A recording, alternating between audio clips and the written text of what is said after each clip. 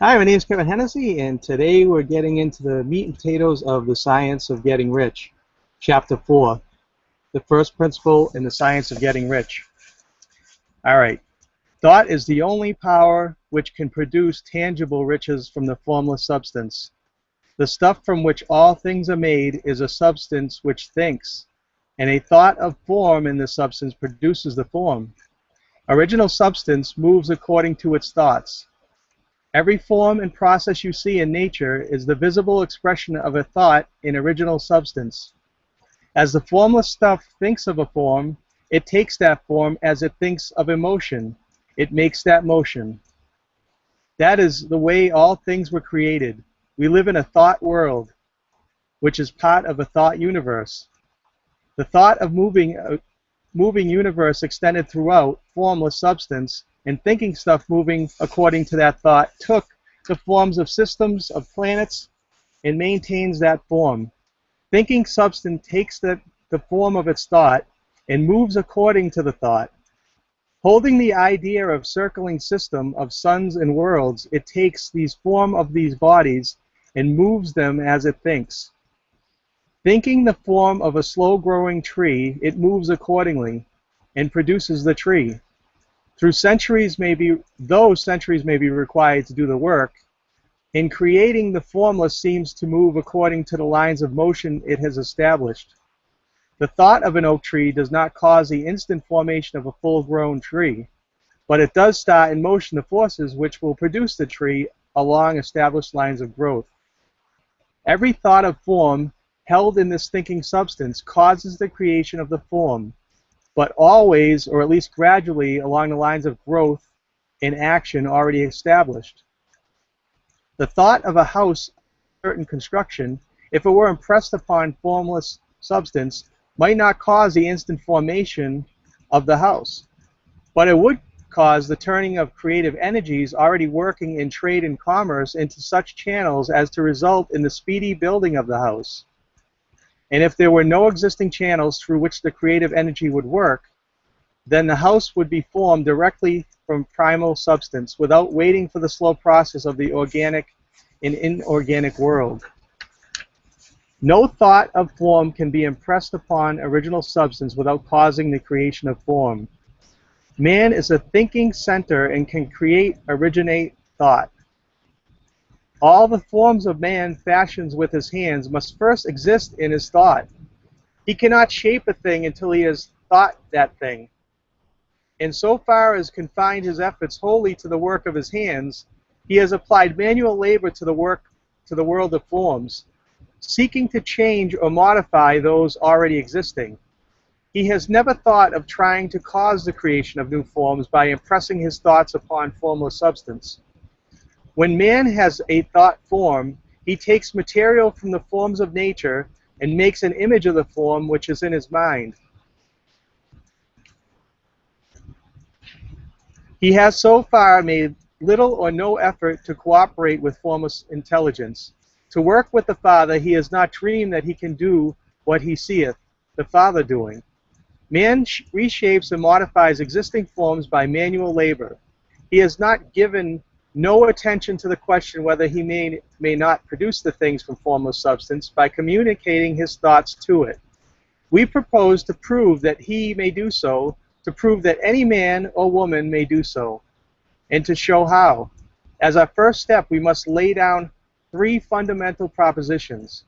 First, we must assert that there is one original formless stuff, or substance, from which all things are made. All the seemingly many elements are but different presentations of one element.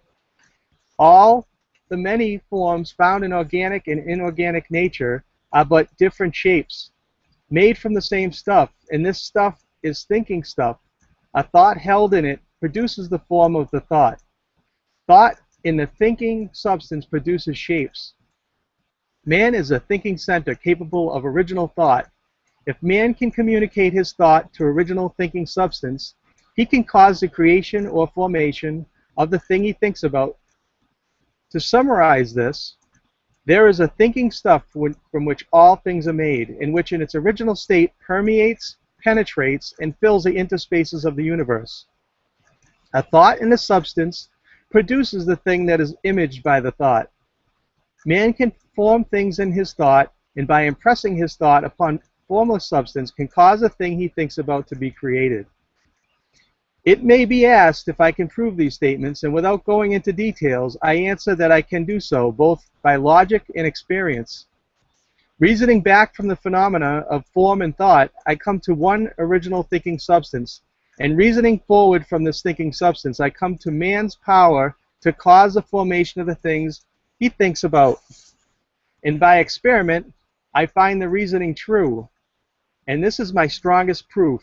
If one man who reads this book gets rich by doing what it tells him to do, that is evident in support of my claim. But if every man or woman who does what it tells them to do get rich, that is positive proof until someone goes through the process and fails. The theory is true until the process fails. And this process will not fail, for every man and woman who does exactly what this book tells them to do will get rich. I have said that men and women get rich by doing things in a certain way, and in order to do so, men and women must be able to think in a certain way. A man or woman's way of doing things is a direct result of the way he or she thinks about things. To do things in a way you want to do them, you have to acquire the ability to think the way you want to think. This is the first step toward getting rich.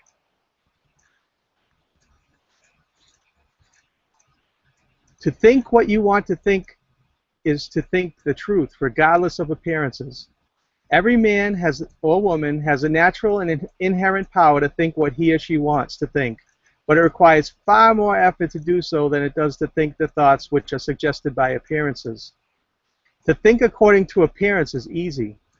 To think truth regardless of appearance is laborious and requires the expenditure of more power than any other work man or woman is called upon to perform. There is no labor from which most people shrink as they do from that of sustained and consecutive thought. It is the hardest work in the world. This is especially true when the truth is contrary to appearances. Every appearance is visible in the visible world tends to produce a corresponding form in the mind which observes it. And this can only be prevented by holding the thought of truth. To look upon the appearance of a disease will produce the form of disease in your own mind and ultimately in your own body. Unless you hold the thought of that truth, which is that there is no disease, it is only an appearance and the reality is health. To look upon the appearances of poverty will produce corresponding forms in your own mind. Unless you hold to the truth that there is no poverty, there is only abundance. To think health when surrounded by the appearances of disease, or to think riches when in the midst of appearances of poverty, requires power. But he who acquires this power becomes a mastermind. He can conquer fate. He or she can have what he or she wants. This power can only be acquired by getting hold of the basic fact which is behind all appearances. And that fact is that there is only one thinking substance, from which all and by which all things are made. Then we must grasp the truth that every thought held in this substance becomes a form, and that man or woman can so impress his or her thoughts upon it as to cause them to take form and to become visible things. When we realize this, we lose all doubt and fear, for we know that we can create what we want to create. We can get what we want to have, and we can become what we want to be. As a first step toward getting rich, you must believe 3 fundamental statements given previously in this chapter, and in order to emphasize them, I repeat them here. And you're going to hear this throughout the book many times, so you might want to write this down at some point. There is a thinking stuff from which all things are made, in which, in its original state, permeates, penetrates, and fills the interspaces of the universe. A thought in a substance produces the thing that is imaged by the thought. Man can form things in his thought, and by impressing his thought upon formless substance can cause the things he thinks about to be created. You must lay aside all other concepts of the universe than this monistic one, and you must dwell upon it until it is fixed in your mind and has become habitual thought. Read these creed statements over and over again. Fix every word upon your memory and meditate upon them until you firmly believe what they say. If a doubt comes to you, cast it aside as a sin. Do not listen to arguments against this idea. Do not go to churches or lectures where contrary concept of things is taught or preached. Do not read magazines or books which teach a different idea. If you get mixed up in your faith, all your efforts will be in vain. Do not ask why these things are true, nor speculate as how they can be true. Simply take them on trust. The science of getting rich begins with the absolute acceptance of this faith. And that concludes chapter 4. That's why it's so critically important to guard your thoughts. And the minute you start having negative thoughts, choose a positive thought to think of, because at every given minute during the day, you are attracting to you your most dominant thoughts.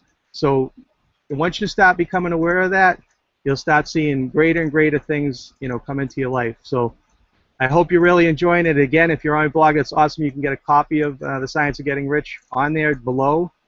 And if you're not, you can shoot over there from YouTube or whatever video channel you're seeing this on. So I hope you're having a great one, and I hope you're enjoying it. And I'll talk to you soon.